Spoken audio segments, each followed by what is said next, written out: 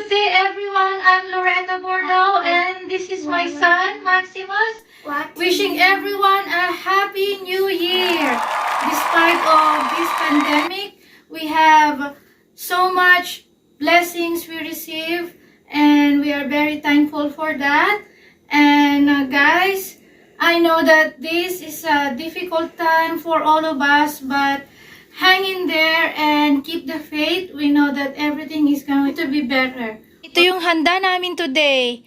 Gumawa ako ng beef empanada, pork barbecue. Bumili si Daddy ng KFC chicken. At nag-bake din ako ng cassava cake with custard toppings. At syempre hindi mawawala ang ating fruits for this new year.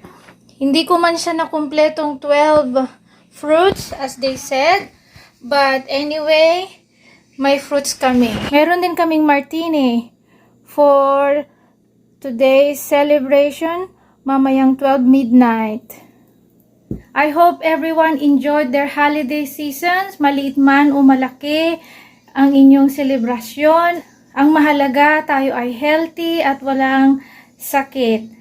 Thank you guys for supporting my YouTube channel, and thank you for always watching my videos, and hopefully this year it's gonna be better and for all of us, and God bless everyone.